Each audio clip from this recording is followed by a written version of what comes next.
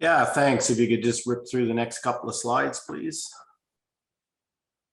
I just wanted to talk to you a little bit about EQ Resources, the company, and just a quick company snapshot. We currently around 65 million market cap. We currently trade around 5 cents a share, and we've been come up in the last couple of years as we redevelop a historic property up here at Mt Carbine. We do have a very senior board that's quite experienced. Thanks. Next slide. And yeah, I'm hailing from the beautiful Mt Carbine site, which is about an hour up the range from the historic mining town of Port Douglas. Just a little joke there, but anyway, I get to live in the beautiful town of Port Douglas on the way. But we have excellent infrastructure, and we're able to draw a workforce, so we don't have to have camps and expensive housing for people. So it's quite an easy development here. And I just wanted to talk to you a little bit about critical metals, if you could go to the next slide.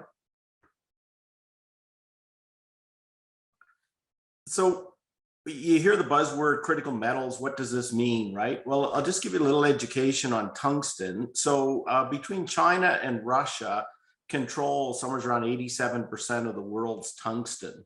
And I'm just going to take you through a few slides to let you know what tungsten is, and to just show how important it is and the future growth of that could be coming with tungsten, and why you should be positioned in tungsten. So as you can see, the China supply is going down, and their consumption is going up in the meantime on the right-hand slide there. So if you could go to the next slide. Next slide, please.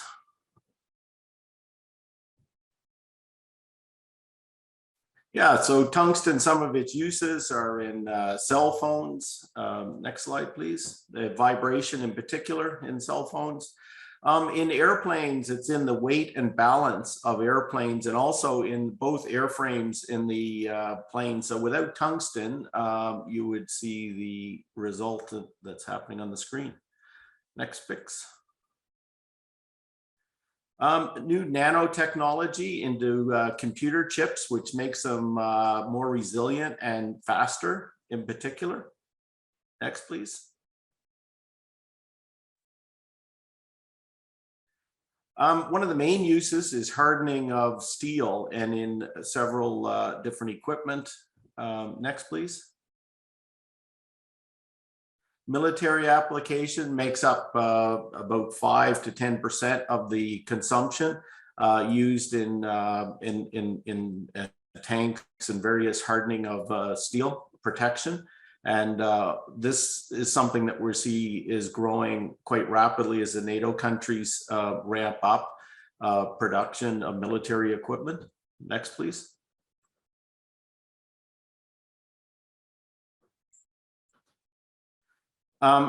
Tungsten carbide drill bits. I think we've all heard of that as well. Next, please. Again, in the oil and gas industry, also consumes about 5 to 10% tungsten in drill bits and casings. Next. Something near and dear to our heart as a producer up here is all the cutting edges and hardening steel in the bulldozers, excavator teeth. All that has tungsten in it. Without tungsten, we would be in dire straits. Next. The automotive industry is a big consumer of tungsten in both the manufacturing of the engines, boring of the steel components. And we'll talk a little bit about the EV market here in a second. Next slide, please. One of the new uses of tungsten is in the electric vehicles, where they're welding the copper components with a tungsten alloy. And this is a new industry that's starting, and it's consuming a large amount of tungsten. Next, please.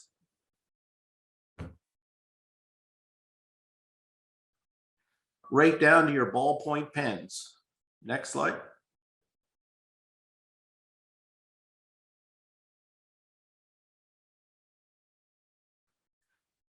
So one of the recent developments that's happened here is in the EV battery space, where a fast charging battery on the anode component of the battery, a recent announcement came out that they're changing the time to charge an EV battery could be reduced to 5 minutes with this tungsten niobium alloy that they're making. And again, this is in the R&D stage, but it is rolling out. And one of the major tungsten suppliers funded Niobolt $50 million to develop. Next, please.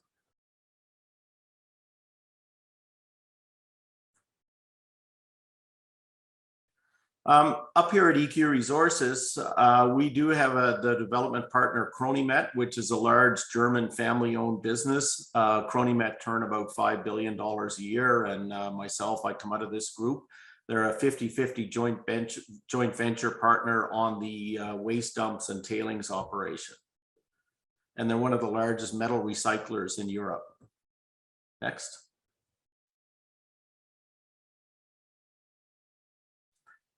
We're in a phase development at Mt Carbine. So we just finished our first phase where we put in a large wet crushing and screening plant.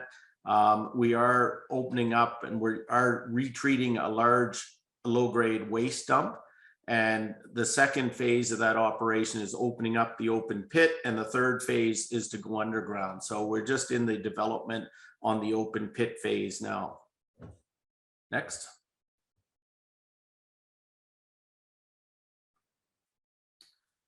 This was our phase one on the left-hand side. This was our planned development, and you can see the completion on the right-hand side, and this is now operational. Next, please.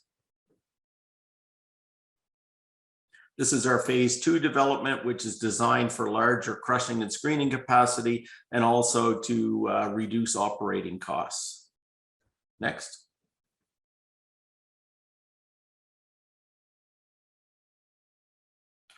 This is just a picture of the new installation that we just finished and completed, and we are seeing the effects. We're on target for a record production month this month with the initiation of this new plant.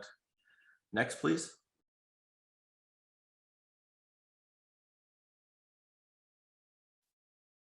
One of the unique things at Mt Carbine is what we our use of technology. So we have two what we call Xrt Sorting Plants, and this is really quite an interesting piece of kit out of Germany. I've been using them since 2009, and this technology reduces the mass coming out or the volume of ore. So we put in 100 tons an hour into the machine and 10 tons an hour come out of the machine with all the 95% of the tungsten contained in the 10%, which allows us to mine very low grade ores, including the low grade stockpile ore. So we just recently purchased the second unit, and there'll be a third one coming in the near future with the second phase development. Next, please.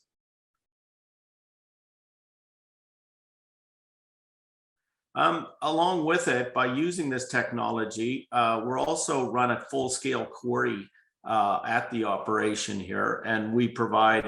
We've been generating revenues over the last couple of years of about $4 million a year out of the quarry operation, and that's just byproducts out of the waste dump and from the sorter.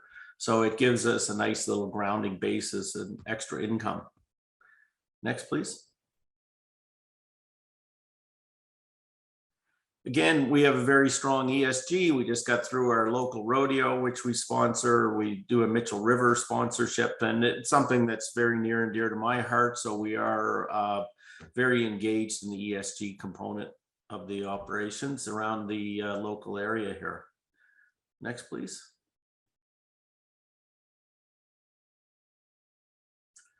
Again, I just wanted to stress the point that we are Australia's only tungsten producer and one of the few Western tungsten producers. And this is a brownfields ramp up into the next phase, which we're fully funded for. And we are advancing very quickly to ramp up the production. You can see this is how we ship our bags out of Townsville. And Again, on the right picture is just this shot of our current production from the wet screen. Next, please.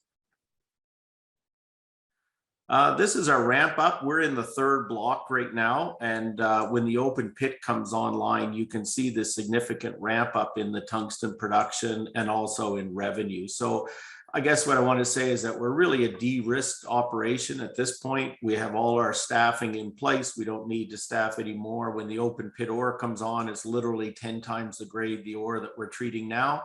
And that's why we get such a bump up in revenue. So that's quite an exciting little development happening at Mt Carbine. Next, please.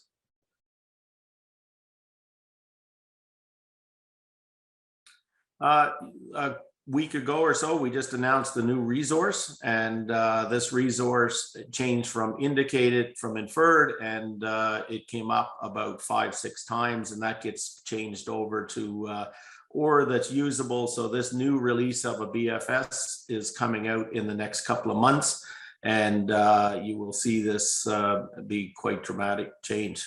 Next slide, please.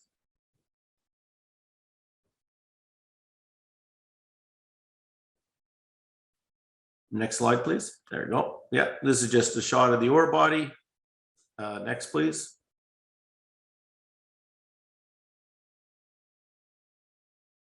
And just from an exploration point of view on the concessions, we are surrounded, and we do have excellent exploration targets. We do have a big underground that we'll be developing. So we see this development being over a 20-30 year mine life currently that we can.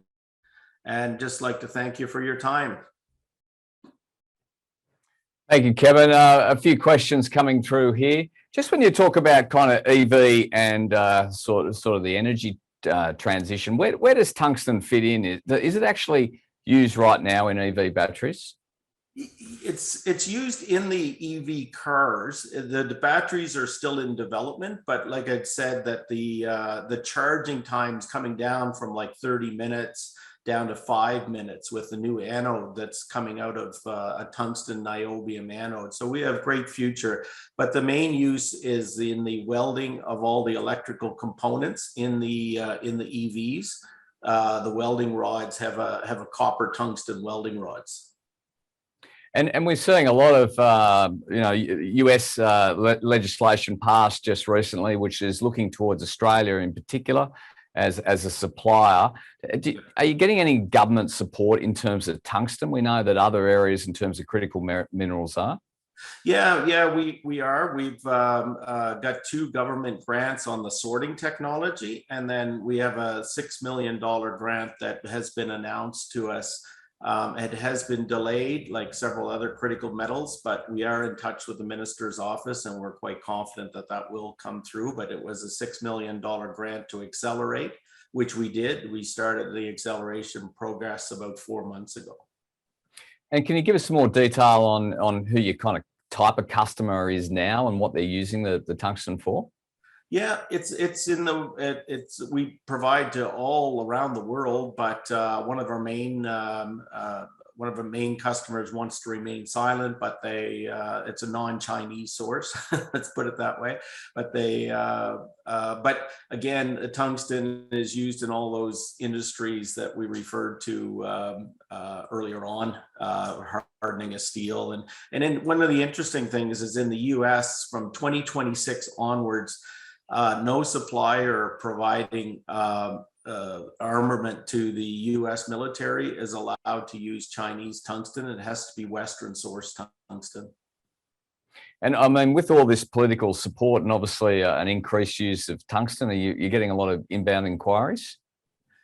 Yeah, it's quite certainly the end users are very limited, the people that convert tungsten. So there's only a handful of Western converters in the world. So, but certainly the price of tungsten has come up from $20,000 a ton to $35,000 a ton over the last couple of years, and we certainly see it climbing further.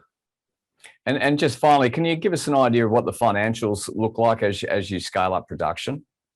Yeah, we did a bankable feasibility study, and really in the next 3 to 4 years, you're looking at an NPV of on the BFS of about 131 million. We do expect that to increase significantly with the new resources that we just drilled off, and we're putting those back through the feasibility stage again, and then extend out that mine life. And then we also did a scoping document for the underground, which obviously you're not allowed to talk about economics on a scoping document, but it looked very good. Kevin, that's all we have time for. I think we're going to hear a lot more about tungsten. Have a nice weekend, and we'll get you back on in 6 months or so. Okay, thank you very much, sir.